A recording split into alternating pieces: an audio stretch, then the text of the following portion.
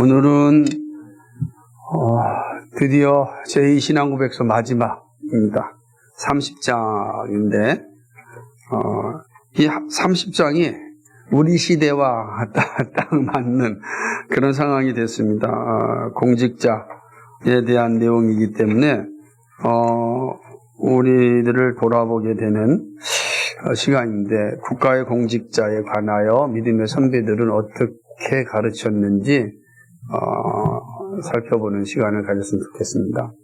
우리도 그렇고 또 지금 전 세계적으로도 참 전쟁이 일어나고 있는데, 과연 이러한 전쟁은 성경은 어떻게 말하고 있는가, 어떻게 보아야 되는가, 끊임없이 우리가 질문할 수밖에 없고, 그런 상황 가운데 우리는 성경이 말하는 대로, 믿음의 선배들이 가르쳐 주신 대로 바른 기준을 가지고 있어야 합니다. 그래야 흔들리지 않고 바르게 갈 수 있기 때문에 그렇습니다. 우리가 로마서 13장 1절에서 3절을 보았던 것처럼 모든 종류의 국가 공직자는 다 하나님께로부터 온 것입니다. 그래서 13장 1절에 있는 것처럼 각 사람은 위에 있는 권세들에게 복종하라, 이렇게 말한 거죠. 원칙이 그렇습니다. 원칙이 모든 권위자는 다 하나님께로부터 온 것이다 라고 하는 것이죠. 모든 종류의 국가 공직이란 인류의 평화와 안정을 위하여 하나님 자신이 의하여 세워진 제도다. 그러니까 우리가 국가제도라고 하는 게 이미 하나님의 창조 원리 속에 있었던 것이다 라고 하는 거예요. 국가에 대한 바른 이해를 가지려면 제가 쓴 그리스도인의 정치 색깔에 국가에 대한 기록이 있는데 매우 중요한 부분입니다. 읽으시면 참 좋으리라 생각합니다. 그러니까 국가는 이렇게 하나님께서 세우신 제도다. 따라서 하나님이 세우셨으니까 되게 중요한 위치에 있는 거죠. 국가는 정말 중요한 위치에 있습니다. 그러니까 이 국가라고 하는 제도가 하나님이 세우신 거라면 우리는 세우신 하나님의 뜻을 잘 따라야 할 책임이, 의무가 우리에게 있다라고 하는 것이죠. 그래서 공직자가 왜 또 중요하냐? 특별히 공직자가 교회를 반대할 경우, 교회를 저해하고 소란할 수 있습니다. 특별히 종교개혁 시대에는 이것이 분명히 나눠져 있었거든요. 그래서 종교개혁교회를 지지하는 그러한 왕들과 그렇지 않은 왕들 사이에 엄청난 충돌이 있었고, 교회를 잘 지켜주는 그 왕들에 의해서는 그 지역이 평안하고 안전하게 신앙생활하였지만, 그러하지 못한 데서는 정말 끔찍한 학살이 일어났죠. 그러니까 종교개혁 이후에도 프랑스 미군호들에게 행한 그런 왕들의 학살은, 물론 이제 그때는 그러니까 로마 가톨릭의 교황들과 함께 이루어진 그 학살들은 좀 끔찍한 것입니다. 그러니까 어떤 왕이 세워지냐에 따라서 교회가 참 바르게 세워지냐, 어려움을 겪느냐라고 하는 것이죠. 교회의 친구요, 교회 구성원이 된다면 정말 교회를 유익하게 하고 많은 그러니까 신자들로 하여금 참된 평안을 누리게 할 것입니다. 누가 되냐라고 하는 것이 참 중요한 역할을 하는 거죠. 이거는 인류 역사가 늘 경험해 왔던 그런 내용이라고 봅니다. 공직자의 임무가 뭐냐라고 하는 거예요. 공직자의 임무. 그러니까 우리가 공직자라고 하는 것은 우리식으로 얘기하면 대통령으로 비롯한 국가 위정자들을 다 포함하는 겁니다. 그러니까 다 국가 위정자들이 행하는 일이 뭐냐. 거기 이제 국회의원도 포함되는 거죠. 다 국가 공직자니까. 그러니까 이런 사람들이 가지고 있는 의무가 뭐냐. 그것은 바로 국가의 평화와 안정을 확보하는 게 1차적입니다. 그러니까 국가가 평화롭고 안정하게 하는 게 이 국가 공직자들의 임무죠. 근데 이 사람들이 이게 안정과 평화에 관심이 없고 사리사욕을 삼는다면 정말 국가가 어지러워지는 거죠. 지금도 아프리카 같은 데서는 막 여전히 수백 년이 아니지만 수십 년 동안 이런 독재를 보게 되면 그 나라에는 평화도 없고 안정도 없는 걸 보게 되는 겁니다. 그러니까 공직자가 가장 먼저 해야 될 것은 자기가 아니라 국가 공동체가 평화와 안정을 가지도록 하는 것이다라고 하는 것이죠. 그리고 근데 이제 우리가 이 오늘의 관점에서 보는 것과 또 이 제2신앙부에 작성할 때 상황을 좀 보면 차이가 좀 있는데, 그때는 이제 왕정 국가였으니까 왕이 모든 그 밑에 있는 신하들을 다 세우는 과정이었으니 오늘 신앙국에서는 그렇게 얘기하고 있습니다. 만일 공직자가 진심으로 하나님을 두려워하고 종교적인 생활을 할 때 그는 가장 성공적으로 공직을 수행할 수 있다. 이 사실은 의심할 여지가 없다. 그러니까 하나님을 두려워한다라는 것은 그 시대나 이 시대나 동일합니다. 그러니까 절대적 기준인 하나님을 두려워할 때 공직자는 정말로 바르게 나라를 다스릴 수가 있는 거죠. 성공합니다. 하나님을 두려워함이 없으면 다 자신의 사욕이 나타나게 됩니다. 하나님을 두려워해요. 근데 하나님은 어떤 방식으로 사용하느냐? 법을 통해서 사용하죠. 되게 중요한 겁니다. 매우 이성적인 방법을 통해서 그 나라를 다스리고 있습니다. 그런데 그러지 않고 하나님을 두려워하지 않는다면 그건 결국은 자신이 결국 하나님의 자리에 올라가는 겁니다. 그럼 어떻게 되겠습니까? 그 아직 국가가 혼란스러운 상황 가운데 있게 될 것입니다. 그래서 공직자가 주님의 백성의 거룩한 왕들과 방백들의 모범을 따라 진리의 선포와 신실한 믿음을 증진시키고 모든 거짓과 미신을 뿌리채 뽑아버리고 모든 불경건과 미신을 척결하고 나아가서 하나님의 교회를 옹호할 때 그는 가장 성공적으로 공직을 수행하는 것이다. 이게 두 번째가 나오는데, 그러면 공직자 임무 중에 두 번째가 뭐냐? 바로 교회를 건강하게 안정하게 보호하는 일이다. 이때에 교회를 허무는 그런 미신들, 이단들은 척결하는 게 바로 이 국가 공직자의 의무이다. 이게 되게 중요한 겁니다. 그래서 종교개혁자는 이 두 가지를 명확하게 한 거예요. 공직자의 임무가 뭐냐? 첫 번째, 국가의 안전과 평화다. 두 번째, 교회를 안정적으로 세워나가는 건데 특별히 바른 진리가 선포될 수 있도록 보호하는 것이고, 그러기 위해서는 미신과 이단들을 척결하는 게 바로 국가의 의무이다라고 하는 거죠. 물론 종교의 자유가 있다고 해서 모든 이단들을 다 존중하는 건 예나 지금이나 합당한 건 아니다. 왜 그러냐면 이단이라고 하는 거, 교주가 중심에 대한 단체의 핵심 목표는 하나님의 보편적인 사랑과 보편적인 공의를 드러내는 것이 아니라 그 집단의 욕망을 채우는 겁니다. 욕망을 채우는 거예요. 그러니까 오늘날도 지금 우리가 주변에 보고 있는 모든 이단들의 공통점이 뭐죠? 자신들의 욕망을 채우는 거죠. 다 욕망 채우는 거죠. 그 욕망을 채우기 위하여서 자신들의 신도들을 사용하는 거죠. 이단이죠.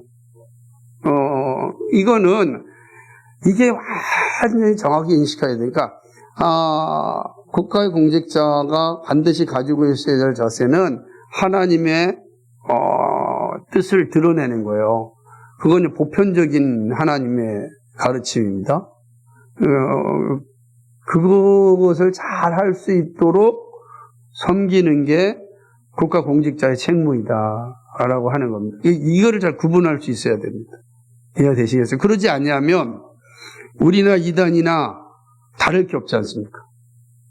여러분이 우리와 이단의 차이를 어떻게 설명하시겠어요?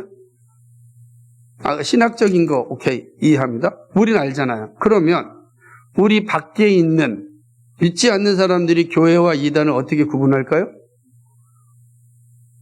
어떻게 구분하겠습니까? 오늘 봅시다. 신천지나 통일교와 우리 기독교를 믿지 않는 사람이 어떻게 구분할까요? 구분할 수 있을까요?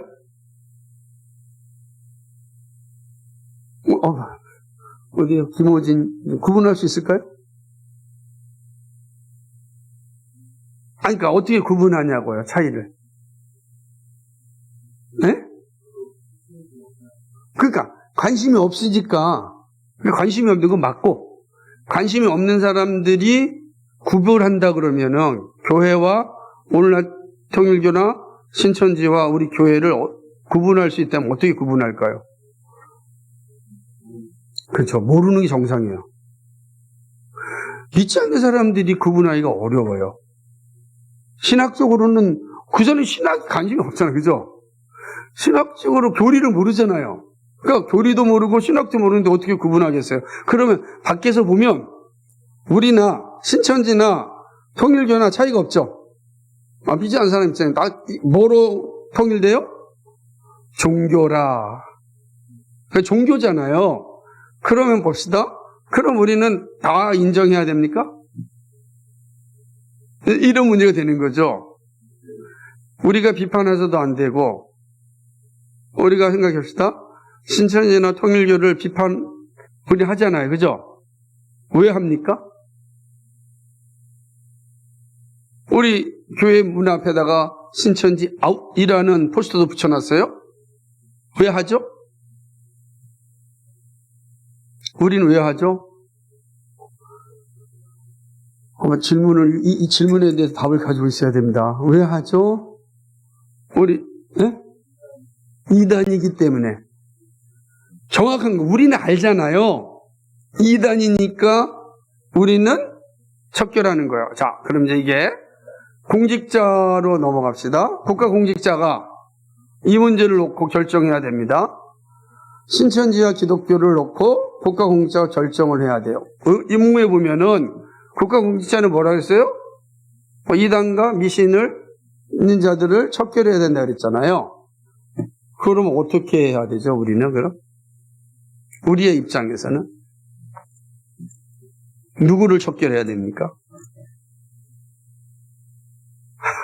누구를 척결해야 되겠어요? 우리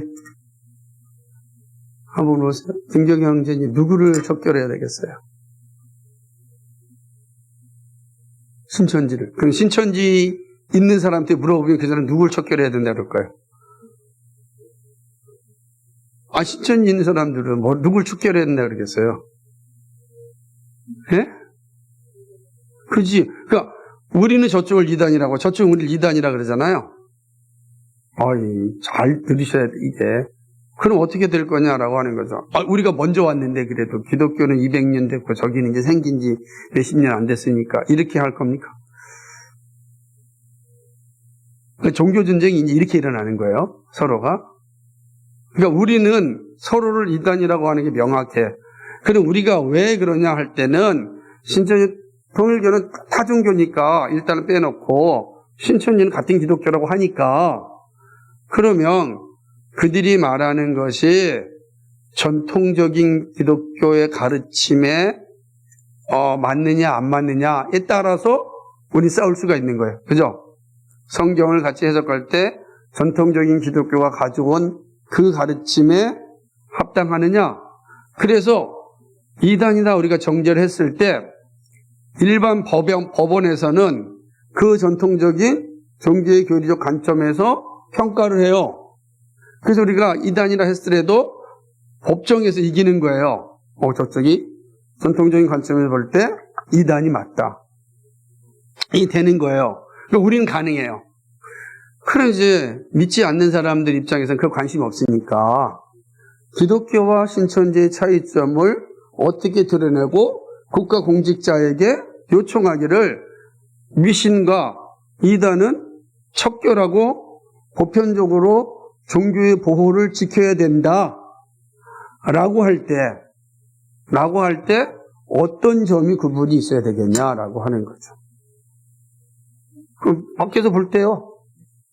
여기 중요한 거 있잖아요. 그러니까 이제 신학적으로는 우리가 분명히 전통적으로 봤습니다.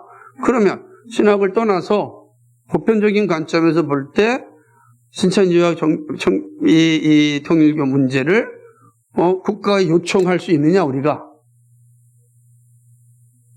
그리고 저쪽도 요청할 수 있을 거 아니에요, 그죠?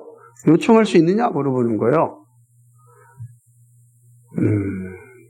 이승원 형제님 어떻게 생각하세요? 요청할 수 있을까요? 어떻게 요청합니까? 네?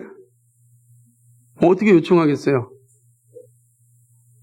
그러니까 오늘 여기 있는 것처럼 국가가 이단이나 위신은 척결하는 것이 국가의 의무 중에 하나라고 했으니 우리가 저거는 신천지나 통일교는 이단이니 척결해 주십시오 뭐라고 했단 말이에요. 그 어떤 근거로 할 수 있냐라는 거예요. 저게 미신이냐 이단이냐를 미신이냐 이단이냐를 확인해야 될 거 아니에요, 그죠? 신학적인 건 분명한데 현상적으로 볼 때는 그래서 얘기하는 거예요. 종교의 목적이 뭐냐라고 하는 거예요. 그게 안전과 평화를 추구하는 거냐 아니면 개인의 욕망과 탐욕을 추구하는 거냐. 그래서 그 개인의 욕망과 탐욕 때문에 많은 사람들이 고통을 당하느냐라고 하는 거를 볼 수밖에 없는 거잖아요. 그래서 쉽지가 않아요. 여러분 이게 정말 어려운 문제 다종교 사회에서는. 그래서 우리가 이렇게 분명히 이야기하지만 어려운 거죠. 그럼 만약에 지금 우리는 서로가 조용히 하고 있어요. 우리 다종교 사회잖아요. 만약에 모든 종교가 자신의 정치적 입장을 내세운다 그러면 어떻게 되겠어요? 기독교가, 불교가, 천주교가, 무교가, 신천지가, 통일교가 자신의 정치적인 이념을 내세워서 나온다 그러면 어떻게 되겠어요? 종교전쟁이 일어나는 거죠. 그죠? 프랑스에서 30년 동안 종교전쟁이 일어나가지고 나라가 작살이었어요. 우리나라도 안 날 수 있다고 말할 수 있겠습니까? 그러지 않죠. 실제로 이명박 대통령이 됐던 시절에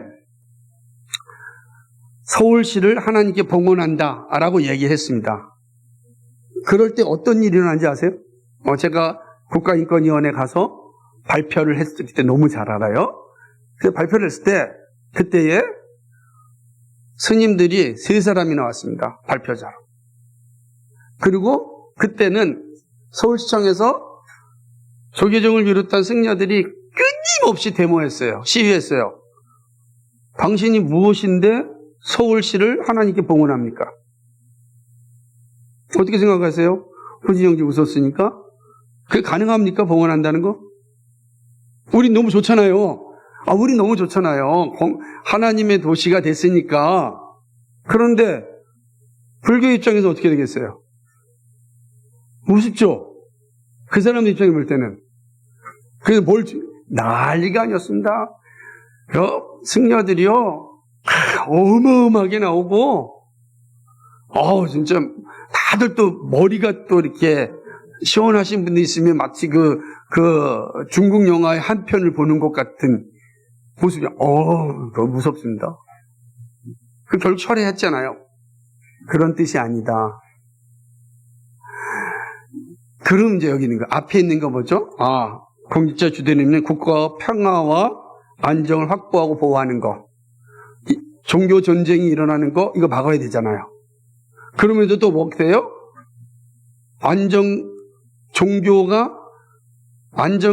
종교적으로 안정하고 평화를 유지할 수 있는 걸 막는 이단과 미신을 척결해야 돼.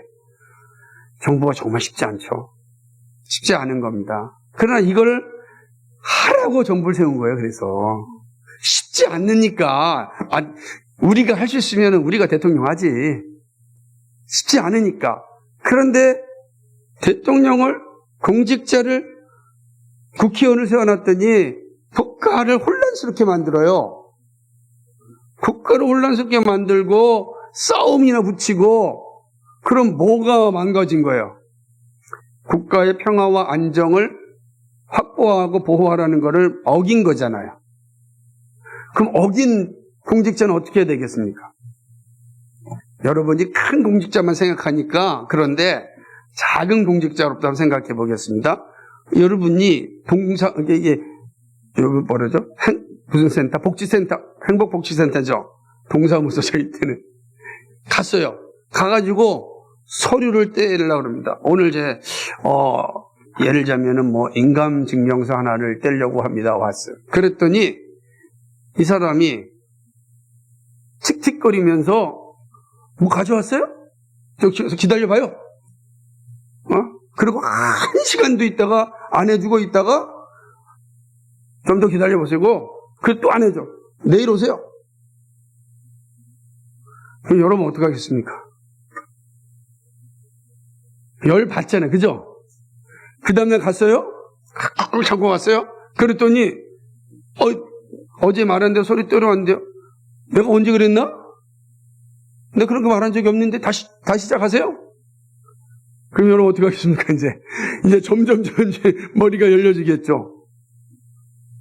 그런 공직자 어떻게 하시겠어요? 평화를 만드는 것이 아니라 안정을 확보하는 것이 아니라 분열과 불변을 만들어내는 그 사람 어떻게 할 거예요, 여러분? 그런 사람 어떻게 하죠? 여러분 어떻게 하죠? 그런 사람 하는 거 잘 있잖아요. 어디 올립니까?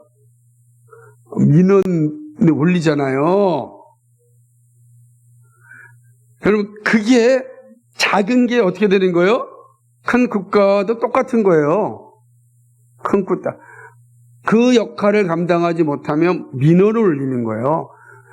국가의 지도자는 완벽한 하나님이 아니고 그 목적을 충실하게 다스릴 때 우리는 하나님이 세우신 자로 알고 섬기는 것. 그걸 행하지 아니하면 그는 국가 공직자로서의 자격이 없어요.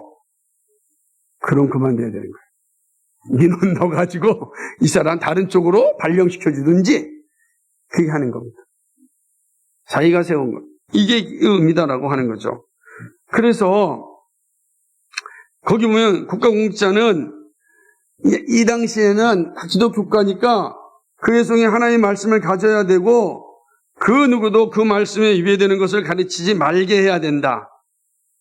마찬가지 공직자는 하나님께서 자신에게 맡겨준 백성을 하나님의 말씀에 따라 제정된 좋은 법으로 다스려야 하고 이 백성을 계속 훈련시켜야 하고 의무와 순종을 다하게 해야 된다. 좋은 법으로 다스리는 거예요. 여기 되게 중요한 겁니다. 말씀에 위배되는 것을 가르치면 안 돼요. 근데 성경은 보편적인 법이란 말이에요. 믿는 국가나 믿지 않는 국가나 다종교 사회에서나 성경의 법은 보편적인 법이란 말이에요. 그러니까 이걸 잘 가르쳐야 될 뿐만 아니라 이 법에 따라 다스려야 한다는 겁니다. 그런 백성들이 법을 어기면 어떻게 되겠어요? 그건 심판하는 거죠. 그러면 공직자가 법을 어기면 어떻게 되겠어요? 공직자가 그 법을 어기면 그 공직자도 법의 처벌을 받아야 되는 거예요. 법이 모든 것 위에 있는 거예요. 하나님의 법이기 때문에. 어렵죠? 근데 우리가 이제 그럼 이 땅에서의 법이 다 완벽하냐? 그럴 수는 없잖아요. 이게 어려운 거죠. 우리 변호사님께 한번 물어봅시다. 우린 어떻게 하면 좋겠습니까? 이 법에 순종하는 게 백성의, 국민들의, 시민들의 의무입니까? 그죠? 만약에 법을 거부한다면 어떻게 해야 됩니까? 그러니까 벌을 받는다. 어떤 벌이죠? 나는 그 법을 수용하지 못하겠다 한다면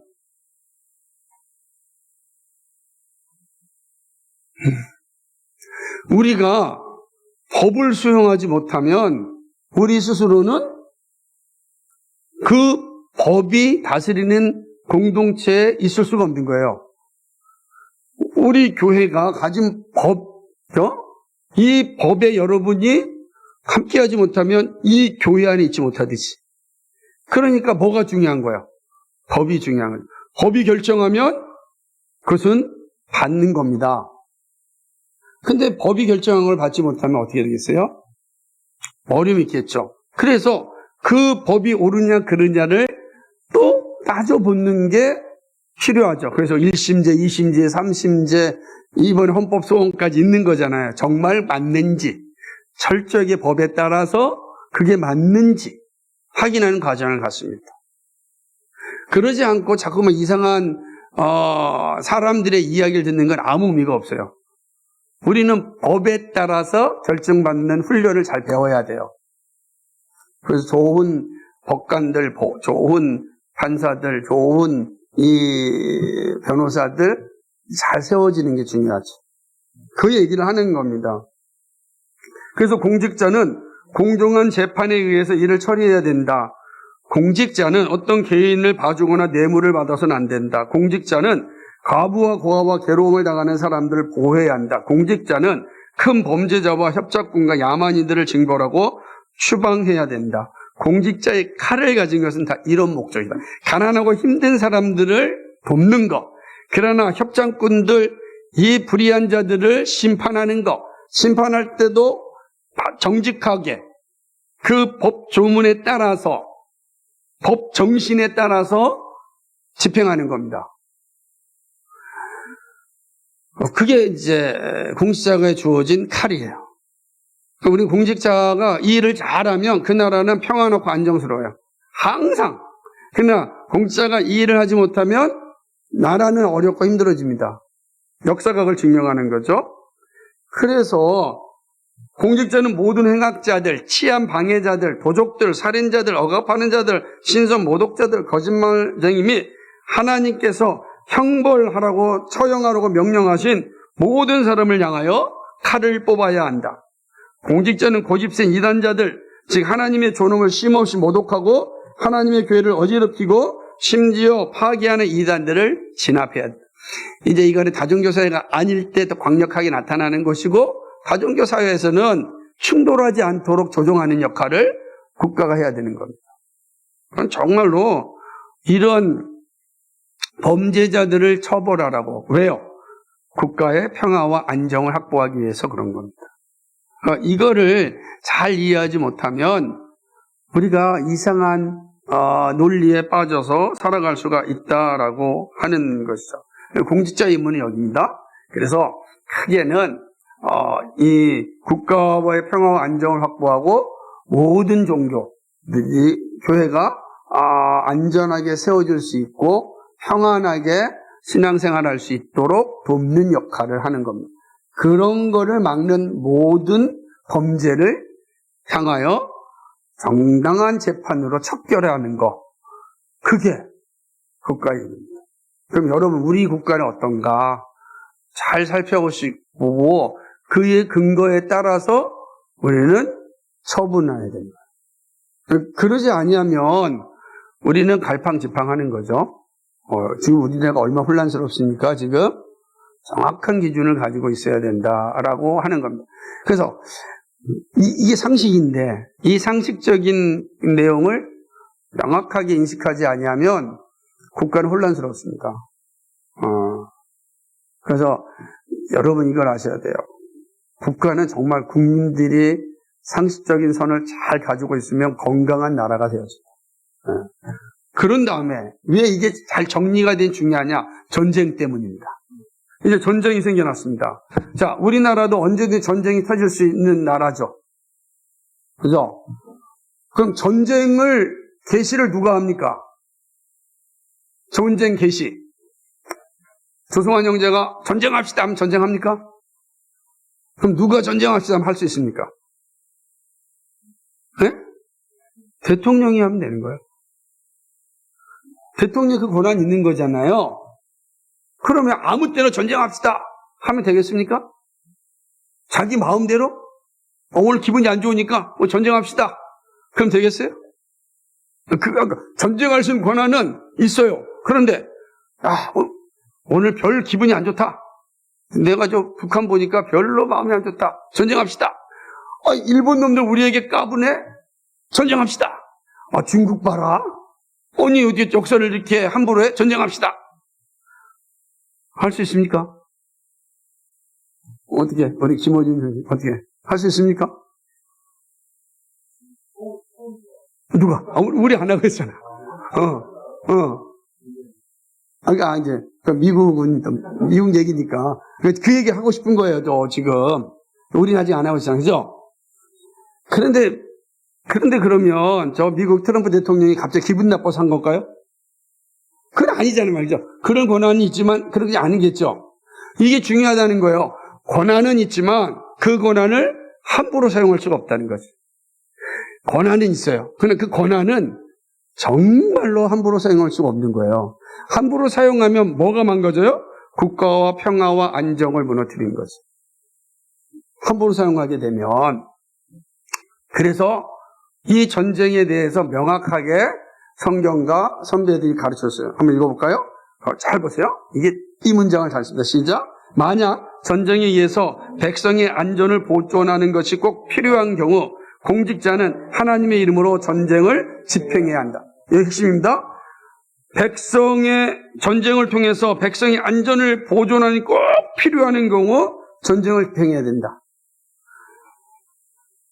그러면 지금 이번에 미국이 벌인 전쟁은 이 항목에 의하면 맞습니까? 틀립니까? 맞아요? 틀려요? 어디 한번. 얘기 좀 해보시죠. 맞아요? 틀려요? 틀림죠. 근데 우리 어디 갔어요, 저기? 주원이는? 아팠어요? 여러분 되게 중요한 겁니다. 왜 틀리죠? 장모님? 근데 보세요. 이게 얼마나 어렵냐면요. 트럼프 대통령이 전쟁을 선포하면서 뭐라고 했습니까? 뭐라고 전쟁을 시작한 거죠? 네? 이승훈 형제님 뭐라고 전쟁 시작했어요? 네? 이란에, 그건 자기 나라의 백성의 보존과 아무 관계가 없잖아요. 그죠? 이렇게 얘기했어요. 뭐라고 그러냐면, 여러분, 이게 되게 중요해요. 트럼프는 전쟁을 할 때에 이란에 핵이 있다. 핵을 가진 지도자가 미치광이다. 저 미치광이가 핵을 주면 우리 백성들의 위기가 온다. 그래서 핵을 없애기 위해 전쟁을 한다. 논리적으로 틀린 게 하나도 없어요. 왜 그러냐? 이란에는 대륙간 탄도미사일이 너무 많아. 거기에다가 핵을 달아서 쏜다. 그러면 이 논리는 언제든지 북한을 칠 수 있는 논리가 되죠. 이란만 아니라 북한도 대륙간 탄도미사일에 핵을 타면은 이게 되게 어려워요. 쉬운 것 같지만 사람들의 논리에 따라서 보기에는. 그런데 나는 왜 문제를 삼느냐? 문제는 뭐냐면 이란이 언제 미국에 전쟁을 하고 미국에 핵을 쏜다고 말 안 했잖아요. 단 한 발도 보낸 적이 없잖아요. 자기 생각으로 한 거잖아. 사실은 다른 목적 때문에. 그래서 정당한 전쟁이 아닌 거예요. 이 논리에 맞지 않는 거예요. 자기 논리는 맞는데 실제 논리가 틀리다는 거지. 우리가 그걸 잘 알고 있어야 돼요. 그래, 그때 보면은, 그래서 그 다음에 있는 거예요. 공직자는 전쟁을 선포하기 전에 가능한 모든 방법에 의하여 평화를 추구했어야 하고, 전쟁 이외에는 그의 백성을 도저히 구할 수 없다고 생각할 때 전쟁을 선포하는 것이다. 그러니까 이게 맞지 않죠. 이게 맞지 않는다는 거예요. 그러니까 앞문장에는 그렇다지만 그러나 이 논리에 따르면 지금의 전쟁은 합당하지 않은 전쟁이라는 거예요. 불의한 전쟁이에요. 이 논리에 따르면 정말 그렇게 했을까? 전쟁 이외에 그의 백성을 도저히 구할 수 없다고 하는 상황인가요? 그게 아니라. 그러니까 우리가 어떤 전쟁, 우리나라가 전쟁을 일으키든 뭘 하든지 간에 그리스도인들은 성경의 가르침에 따라서 볼 때 이런 기준을 잘 세워서 그냥 따라가는 것이 아니라 때때로는 반전도 할 수 있고 때때로는 참전도 할 수 있고 그러는 거예요. 요 내용이죠. 공직자가 이러한 일들을 신앙으로 해낼 때 그는 참된 선한 일로 하나님을 봉사함으로 주님으로부터 축복을 받는다. 정말로 다 했는데도 안 돼서 전쟁을 선포했을 때 하나님께서 그 공직자를 축복한다 라고 하는 거야. 그렇기 때문에 우리는 제세파를 정지한다. 왜냐하면 이들은 기독교인이 국가 공직자가 되는 것을 거부하고 공직자의 사형 집행권을 거부하고 공직자의 전쟁 선포권을 부인하고 왕등 공직자에 대한 서약을 부인하기 때문이다. 제세파는 다 부인했어요. 슐라임 다임이라고 하는 신앙 고백서에 보면 이들은 다 부인해요. 국가 자체를 부정해요. 그러니까 전쟁 자체도 부정하죠. 그 평화주의를 얘기하는데 전쟁 자체를 어떤 경우에도 전쟁이 안 된다는 거예요. 근데 우리 뭐죠? 국가의 안정, 도저히 백성을 구할 수 없다고 생각할 때 전쟁할 수 있다는 거예요. 그런데 제세례파는 그러지 않고 전쟁 그 자체를 부정해버려요. 그 제세례파 관점은 우리 따르지 않습니다. 그러지 않죠. 그러니까 전쟁 선포권은 대통령, 공직자, 최고 공직자에게 있지만 그 공직자가 이거를 사용할 때는 마지막에 도저히 이걸 가지고 도저히 할 수 없다고 생각할 때 평화로운 방법을 만들려고 모든 것을 다 했을 때 그것이 이루어지지 않을 때 하는 것뿐이에요. 근데 그렇지 않고 행동하는 건 정말 위험한 것. 첫 번째는 국가의 평화 안정을 해치는 행위다. 그럴 때 우리는 그는 하나님의 뜻을 어긴 것으로 그는 왕의 자리에서 끌어내려야 한다. 그게 믿음의 선배들의 가르침이에요. 사무엘 러더포드는 그런 측면에서 하나님의 법에 어긋난 행위를 한다면 하나님의 법에 의하여 그를 끌어내려야 한다. 왜 그러냐? 로마서에 여기 이렇게 됩니다. 한번 읽어볼까요? 로마 13장 한번 보겠습니다. 잘 보시기 바랍니다.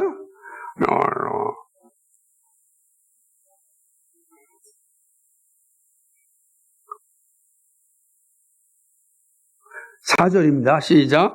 그는 하나님의 사역자가 되어 내게 선을 베푸는 자니라. 그러나 네가 악을 행하거든 두려워하라. 그가 공연히 칼을 가지지 아니하였으니 곧 하나님의 사역자가 되어 악을 행하는 자에게 진노하심을 따라 호응하느니라. 아멘.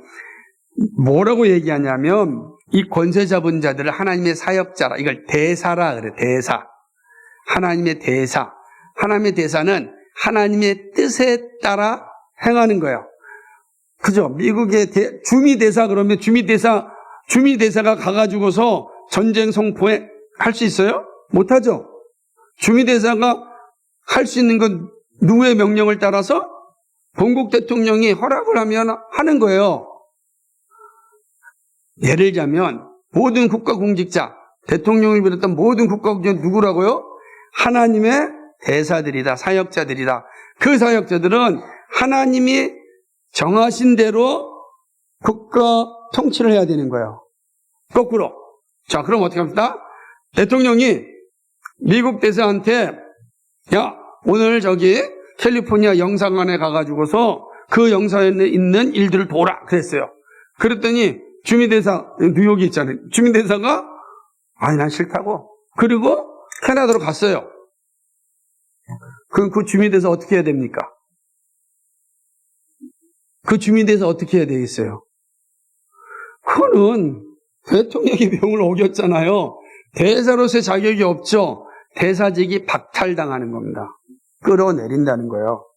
하나님의 법에 따라 집행하지 않는 사역자, 권세자는 누가 내린다? 하나님이 내리신 겁니다. 바꾸라. 그래서 국가공직자가 바뀌는 것도 하나님의 뜻이 되는 거예요. 그 원리에 합당하지 아니하면 우리는 다양한 소리에 따라 행동하면 안 되고 오늘 우리가 로마 13장에 있는 가르침에 따라 사역자는 하나님의 대사다. 대사의 역할은 하나님의 뜻에 따라 행동하는 거다. 하나님의 대사가 하나님의 뜻을 따르지 않는 건, 권세자가 그 뜻을 따라 행동하지 않는 건 하나님을 배반하는 행위다. 하나님을 배신하는 거죠. 그런 사람이 있을 필요는 없죠. 그럼 하나님 없앤다? 라고 하는 겁니다. 그럼 이때 시민들은 어떤 의무를 가지고 있어야 되냐? 여기까지. 시민들은 하나님께서 그의 백성의 안전을 공직자를 통하여 효과 있게 하시는 거죠. 그러니까 하나님은 사실상 공직자를 백성의 아버지로 주셨습니다. 따라서 모든 백성은, 모든 시민은 이와 같이 공직자를 통한 하나님의 호의를 받아야 됩니다. 그러니까 우리는 공직자들을 통해서 뭘 받아야 돼요? 호의를 받아야 되는 거예요. 평안을 누려야 되고 안정을 받아야 되고 우리 정치적으로, 경제적으로, 사회적으로, 문화적으로 우리가 평안하게 살 수 있도록 그들로부터 제공받아야 되는 거예요. 불안을 제공받으면 안 돼요. 국가로부터 평안을 제공받는 겁니다. 그래서 예를 들자면 국가공직자가 부동산을 잡자 그러는데 보니까 그냥 국가공직자들, 예를 들면 고위공직자들, 대통령, 국가공직자들 아니면은 일반 1급부터 2급, 3급의 공직자들, 국회의원들이 다들 자기들은 집을 다 10채 이상씩 갖고 있어. 그럼 어떻게 되겠어요? 그거는 국민들이 그들로부터 호의를 받지 못하는 거죠. 그죠? 그 되게 공직자가 되기 쉬운 게 아닙니다, 사실은. 호의를 주지 않고 자기가 호의호식을 하게 되면 그는 공직자로서의 의무가 없죠. 이 땅에서도 법의 심판을 받지만 법의 심판을 받지 않으면 반드시 역사의 심판과 하나님의 심판을 받게 되십니다. 여러분 걱정하지 마세요. 불의한 자들 땅의 심판, 역사의 심판, 하늘의 심판을 삼중적으로 받게 돼 있어요. 그러니까 그들이 과연 어떻게 사냐라고 하는 거죠. 이런 이유 때문에 우리는 정말로 이 공직자들을 하나님의 일꾼으로 존경하고 사랑하고 호의로 대하고 아버지로 여겨 그에게 간구하고 그의 정의롭고 공평한 모든 명령들을 순종해야 됩니다. 우리가 세워진 공직자들을 그들이 하나님의 뜻에 합당하게 일을 진행했다면 내 이념으로 섬기는 것이 아니라 그가 하나님의 뜻에 합당하게 그 일을 잘하고 있다면 시민들의 의무는 순종하는 거예요. 그런데 그가 그 하나님의 뜻에 합당하게 행하지 않는다면 그때 저항하는 거예요. 이게 어렵죠. 근데 그 저항은 어떤 저항인가? 여러분 저항한다니까 무조건 데모를 하고 때려부시고 그런 게 아니에요. 믿음의 선배들은 우리한테는 처음에 저항은 뭐냐면 행정적 불복종부터 하는 거라 그랬어요. 처음부터. 예를 들자면 그런 거죠. 방송이 우리한테 수신료를 받아가는데 방송이 공정하지 못한 방송을 한다. 그러면 수신료를 나는 거절하겠다. 그런 것부터 시작하는 거예요. 그거는 불편하거든요, 내가. 여러분, 저항이라는 건 매우 불편한 일을 내가 하는 거예요. 근데 그런 거 안 하고 그냥 말만 하고 남들이 하는데 그냥 동조나하고 그건 저항이 아니에요. 그건 아주 나쁜 행위예요. 성경이 그렇게 역사가 우리에게 말하고 있지 않다라고 하는 거죠. 결국 백성들은 모든 관세와 세금을 바쳐야 하고 우리의 의무를 충실하게 신실하게 기쁜 마음으로 수행해야 됩니다. 그래서 정말 세금 잘 내야 됩니다, 여러분. 세금을 잘 내는 게 중요한 거예요. 너무 세금 많이 빼서 절세하는 지혜가 필요하겠지만 그러나 세금을 회피하면 안 돼요. 나는 어저께가 TV를 보는데 고양시에 있는 한 탈세자를 찾아갔는데 자기 탈세에 돈이 없다는 거예요. 통장도 없고. 그런데 알고 보니까 같은 교회 사람들의 차명 계좌로 쓰는 거예요. 세상에. 거기서 또 신앙적인 용어가 나오는 거예요. 방송 중에. 너무 속이 상한 거죠. 아니 어떻게 누구보다도 더 열심히 세금을 내야지. 그게 어마어마하게 많더라고요. 돈이 통장에는. 근데 그거 또 돈을 안 내려고 그 노모, 큰 노모를 자기 집에 모시면서 월세 받는 거로 해놔가지고 세금을 포탈을. 이러면 되겠어요? 그거는 그러고 하면서 무슨 위정자를 향해서 잘했다 못했다 말하는 건 그거는 상하 사기꾼 같은 거지. 나는 그렇게 행하지 않으면서 국가 위정자는 그렇게 해라? 나는 온갖 거짓말을 하고 나는 온갖 사기를 치면서 국가 공직자한테 향해서 잘해라? 이거는 말이 안 된다. 국가는 시민의 의무를 잘 감당하면서 이야기하는 거예요. 매우 중요하다라고 하는 거죠. 그러면서 만약 나라의 안전과 정의를 위해서 전쟁을 해야 한다면 백성은 자신들의 생명까지도 내놓아야 하고 이 나라의 안전을 위해서라면 백성은 물론 공직자들도 피를 흘려야 한다. 그죠? 이런 일을 할 때는 하나님의 이름으로 하되 자발적으로 용맹스럽게 그리고 기백 있게 해야 한다. 그죠? 공직자에게 불존종하는 사람은 하나님의 진노를 자극시키는 것이다. 우리가 국가가 위기가 처해서 국가를 위해서 군 동원령을 내리면 우리는 기꺼이 참여할 수 있어야 됩니다. 어떻게 김호진 가능합니까? 해군으로 가야죠. 그죠? 가야 됩니다. 저는 이게 이제 이런 일이 일어나면 안 되겠지만 절대로 생겨서는 안 돼요. 그래서 전쟁 전에 평화가 가장 중요한 거야. 평화를 위하여서 지불되는 돈은요, 아까운 게 아닙니다. 절대 아까운 게 아니에요. 전쟁으로 인하여 받는 그 끔찍한 고통과 아픔은 그거는 상상할 수가 없습니다. 그러므로 우리는 평화를 위하여, 왜냐하면 예수님의 가르침이 평화이기 때문에 우리의 생각을 벗고 성경의 생각을 가져야 돼. 평화를 누려야 돼. 그래서 우리 남북 간의 대치에 있지만 우리는 끊임없이 끝까지 우리의 안전을 위해서 평화를 추구해야 되지만 그러하지 못했을 때에 우리는 동원될 수 있다라고 하는 거죠. 그러나 우리는 공직자를 경멸하는 모든 사람들을 정죄합니다. 예컨대 반역자들, 국가의 적들, 치안을 방해하는 악들, 끝으로 자신들의 의무를 공공연히 혹은 교묘하게 수행하지 않는 모든 사람들 우리는 정죄합니다. 우리 하나님께서 유일한 주님이시여 구주이신 예수 그리스도를 통하여 모든 공직자들과 온 백성을 축복하실 것을 우리는 가장 자비로우신 하늘의 아버지 하나님께 간구한다. 감사와 찬송과 영광이 하나님께 세세무궁토록 있을지어다. 아멘. 그렇습니다. 우리의 의무를 잘해야 돼. 그리스도인들은 누구보다도 그러니까 합법적인 절세는 잘해야 되겠지만 불법적인 절세를 해서는 안 됩니다. 기꺼이 의무를 감당할 수 있는 훈련을 잘하는 게 중요해요. 그나마 저는 우리 시대가 이 카드 문화가 와서 고맙다고 생각해요. 카드를 잘 사용하신다면 그 자체가 세정이 투명하니까 그 일들이 필요하다. 그래서 우리가 이 문을 잘 할 때 우리는 국가의 시민으로서의 자격을 가지게 되는 것이다 라고 하는 겁니다. 네, 오늘은 이거 여기까지 하고 스위스 신앙백서를 마치게 되었습니다. 이 모든 내용은 다 온라인에 유튜브에 올라가 있으니까 잘 들으신다면 너무 좋겠다 생각을 하고요. 궁금할 때마다 또 찾아보시면 되겠습니다.